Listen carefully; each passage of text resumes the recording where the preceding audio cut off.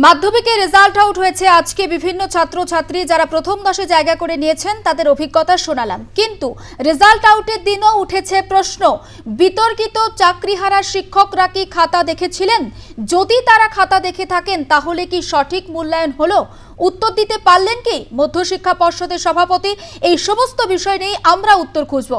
যাব নিউজরুমে। নাজিয়া রহমান আমাদের প্রতিনিধি রয়েছেন আমাদের সঙ্গে সরাসরি। নাজিয়া, একেবারে 2016 সালের যে এসএসসির প্যানেল, সেই প্যানেল বাতিল করা হয়েছে এবং তাতে প্রায় 26,000 শিক্ষক শিক্ষিকা থেকে অশিক্ষক কর্মী যারা আছেন বা শিক্ষাকর্মী যারা আছেন তাদের চাকরি বাতিল হয়েছে এবং এই নিয়ে ইতিমধ্যেই শোরগোল পড়েছে।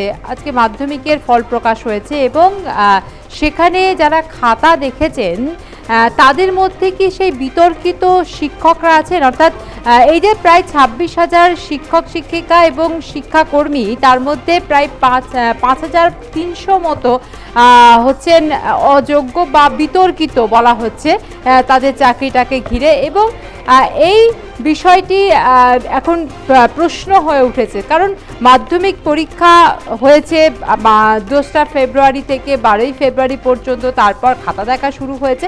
এই নিয়ে প্রশ্ন করা হয়েছিল মধ্যশিক্ষা পর্ষদের সভাপতি রামানুজ গঙ্গোপাধ্যায়কে, এবং তিনি যেটা জানিয়েছেন যে যখন পরীক্ষার বিষয়ে তারা বিভিন্ন বিষয়ে আলোচনা করেছেন এবং যারা এক্সামিনার হবেন, হেড এক্সামিনার হবেন, সেই বিষয়টিকে নিয়ে তারা কথা বলেছিলেন প্রত্যেকটি স্কুলের প্রধান শিক্ষকদেরকে নিয়ে, এবং প্রধান শিক্ষকদের কাছ থেকে তারা কিন্তু সমস্ত ডেটাগুলো তারা কালেক্ট করেছেন, কিন্তু তাদের কাছে এই ডেটা নেই যে কোন শিক্ষক কোন প্যানেলভুক্ত এবং কত সালে তারা চাকরি পেয়েছেন। এবং নিয়ম অনুযায়ী 2 বছরের অভিজ্ঞ হলেই সেই শিক্ষক খাতা দেখতে পারেন, এবং যেটা আপডেট করেছেন মধ্যশিক্ষা পর্ষদের তরফ থেকে আপডেট করা হয়েছে, সেখানে এক্সামিনার হতে গেলে পরে মিনিমাম 2 বছরের অভিজ্ঞতা থাকতে হবে চাকরির, এবং হেড এক্সামিনার হতে গেলে পরে 15 বছরের অভিজ্ঞতা থাকতে হবে। এবং সেক্ষেত্রে দেখা যাচ্ছে যে যারা এক্সামিনার অর্থাৎ যারা খাতা দেখেছেন তাদের কিন্তু 2 বছরের অভিজ্ঞ হলেই তারা কিন্তু খাতা দেখতে পারবেন। যাদের চাকরি গেছে বা যাদের চাকরি নিয়ে বিতর্ক আছে বা যাদেরকে অযোগ্য বলা হচ্ছে 5,300 জন যাদের মধ্যে, এবং তাদের মধ্যে শিক্ষক শিক্ষিকা আছেন, তাহলে তাদের চাকরি কিন্তু ইতিমধ্যে অনেকে 4 বছর 5 বছর হয়ে গেছে, তাহলে তারাও কিন্তু খাতা দেখার বিষয়ে যোগ্য। এই প্রশ্ন করা হলে কি তারা কি খাতা দেখেছিলেন, এই প্রশ্ন কিন্তু মধ্যশিক্ষা পর্ষদের কাছে নেই। এবং মধ্যশিক্ষা পর্ষদের সভাপতি রামানুজ গঙ্গোপাধ্যায় তিনি ঠিক কি জানিয়েছেন একবার দর্শকদের শোনাবো, তারপর ফিরছি তোমার কাছে।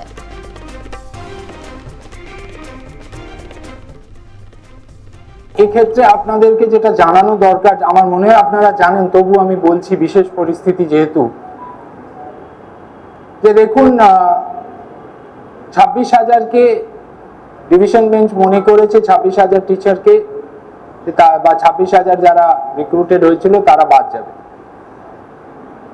আমি মনে করি যে তারা সার্ভিস প্রোভাইড করেছে গত 5 বছর।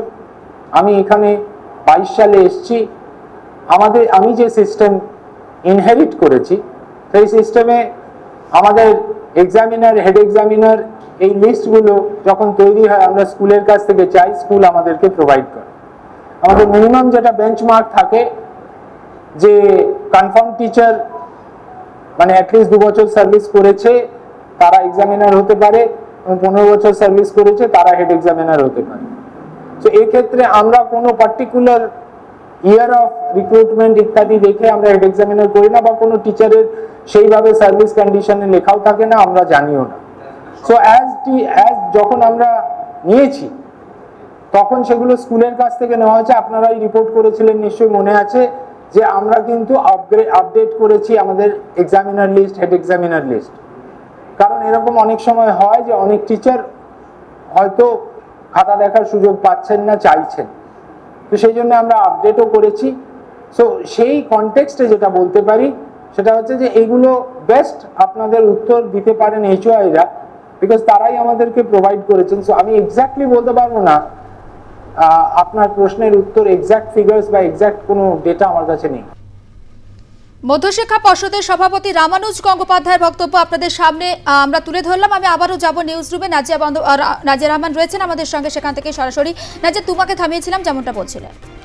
একেবারে রামানুজ গঙ্গোপাধ্যায় যেমনটা বললেন যে স্কুলের কাছ থেকে তিনি ডাটা নিয়েছিলেন এবং স্কুলের কাছ থেকে যে 2 বছরের অভিজ্ঞতা একজন এক্সামিনারের এবং 15 বছরের অভিজ্ঞতা থাকতে হবে হেড এক্সামিনার হতে গেলে পরে, তাহলে যাদের চাকরি নিয়ে বিতর্ক আছে, যাদের 5300 জনের মধ্যে যারা শিক্ষক শিক্ষিকা আছেন, কারণ তার মধ্যে শিক্ষাকর্মীও আছেন, তো শিক্ষক শিক্ষিকা যারা আছেন তাদের কিন্তু ইতিমধ্যে অনেকের চাকরি 4 বছর বা 5 বছরের হয়ে গেছে, অর্থাৎ তারাও কিন্তু খাতা দেখা দেখতে পারেন। এই নিয়ে কিন্তু অস্বীকার না করলে, মানে কোনো উত্তর না দিলেও মধ্যশিক্ষা পর্ষদের সভাপতি তিনি কিন্তু অস্বীকারও করেননি, তার কারণ তিনি জানেন না। প্রশ্নটা এখানেই উঠছে যে যারা এই যে বিতর্ক যাদের চাকরি নিয়ে, অর্থাৎ তারা পাশ করেছেন কিনা, তারা চাকরিতে আদৌ তারা যোগ্য কিনা, এই যে বিতর্ক এবং যাদেরকে সিলেক্ট করা হয়েছে যাদের চাকরির জন্য, এবং এসএসসি ইতিমধ্যেই কিন্তু 5300 জনের তারা একটা তালিকা প্রকাশ করেছে, তো সেক্ষেত্রে তারা যদি খাতা দেখেন তাহলে সেই খাতার মান নিয়ে কিন্তু একটা প্রশ্ন কি ভবিষ্যতে উঠবে, এই প্রশ্নটা কিন্তু বারবার উঠে আসছে। তার কারণ যারা মাধ্যমিক দিয়েছেন, যারা তাদের খাতা যারা মানে তাদের চাকরি অযোগ্য বা বিতর্কিত এর ইতিমধ্যেই মনে করা হয়েছে, এবং 5300 জনের মধ্যে যারা শিক্ষক শিক্ষিকা আছেন যাদের চাকরি 4 বছর 5 বছর হয়েছে, তারা খাতা দেখেছেন কিনা, যে তারা যদি খাতা দেখে থাকেন তাহলে সেই খাতার মান নিয়ে কিন্তু প্রশ্ন উঠতে পারে।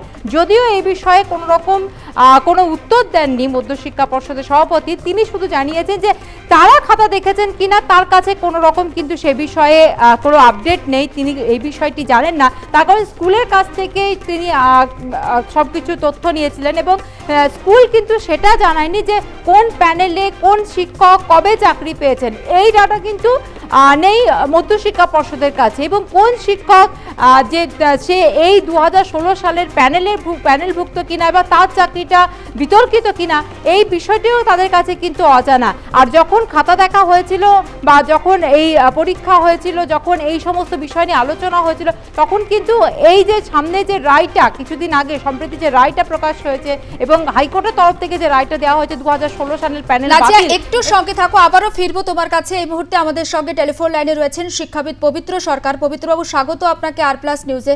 আজকে মাধ্যমিকের রেজাল্ট আউট হয়েছে, বিতর্ক হচ্ছে প্রায় 26,000 শিক্ষককে নিয়ে, তারা যদি খাতা দেখে থাকেন মূল্যায়ন কি সঠিক হয়েছে, এই প্রশ্ন উঠছে, আপনার ঠিক কি মনে হয়? আমি এই প্রশ্নের মধ্যে যাব না, আমি শুধু বলবো ছেলেমেয়েরা যাতে এর জন্য না ভোগে সেটা দেখতে হবে। ছেলেমেয়েরা কোনো দোষ করেনি, পরীক্ষকেরা আশা করি নিজেদের সামর্থ্য অনুযায়ী খাতা দেখেছে, ছেলেমেয়েরা যাতে এই কারণে না ভোগে এইটাই আমি আশা করি। বেশ, অনেক ধন্যবাদ আমাদের সঙ্গে কথা বলার জন্য। আমরা কথা বলছিলাম, শিক্ষাবিদ পবিত্র সরকার ছিলেন আমাদের সঙ্গে এবং তিনি জানালেন যে ছেলেমেয়েরা অর্থাৎ যারা মাধ্যমিক পরীক্ষা দিয়েছে তারা যেন হীনমন্যতায় না ভোগে, শিক্ষকরা তাদের বেস্টটা দিয়ে মূল্যায়ন করেছেন। আমি আবারও যাব নিউজ রুমে, নাজিয়া রহমান রয়েছেন আমাদের সঙ্গে সরাসরি। নাজিয়া, একেবারে মধ্যশিক্ষা পর্ষদেরও কিন্তু সেই একই মত যে ছাত্রছাত্রীদের তেমন কোনো সমস্যা হবে না, তারা তাদের বেস্টটা দিয়েছে এবং তারা সেই অনুযায়ী তারা ফল পেয়েছে আজকে, তাই তাদের কোনো সমস্যা হবে না। তবে এটা তাদের কাছেও তথ্য নেই যে সেই সমস্ত শিক্ষকরা অর্থাৎ বিতর্কিত যাদের চাকরি, যে 5300-র মধ্যে যারা শিক্ষক শিক্ষিকা আছেন তারা দেখেছিলেন কিনা চাকরিটা এবং তারা দেখেছিলেন কিনা খাতা, সেই বিষয়গুলো তাদের কাছে অর্থাৎ মধ্যশিক্ষা পর্ষদের কাছেও কিন্তু এই বিষয়ে কোনো আপডেট নেই। তাদের কাছে শুধুমাত্র তারা কথা বলেছিলেন স্কুলের সঙ্গে এবং স্কুলের কাছ থেকে তারা জেনেছে যে 2 বছরের অভিজ্ঞতা এবং 15 বছরের অভিজ্ঞতা হতে পারলেই এক্সামিনার এবং হেড এক্সামিনার হতে পারে, যেটা মধ্যশিক্ষা পর্ষদের রুলস অনুযায়ী, এবং সেই অনুযায়ী সমস্ত এই খাতা দেখা এবং মাধ্যমিকের রেজাল্ট বের করা এই সমস্ত কিছুই সেই মধ্য দিয়েই হয়েছে। একেবারে অনেক ধন্যবাদ নাজিয়া। গোটা বিষয়টা নিয়ে আমরা কথা বলছিলাম, আমাদের প্রতিনিধি নাজিয়া রহমান ছিলেন আমাদের সঙ্গে সরাসরি নিউজ রুম থেকে। পাশাপাশি আমরা কথা বললাম শিক্ষাবিদ পবিত্র সরকারের সঙ্গে এবং তার বক্তব্য আপনাদের সামনে তুলে ধরেছি।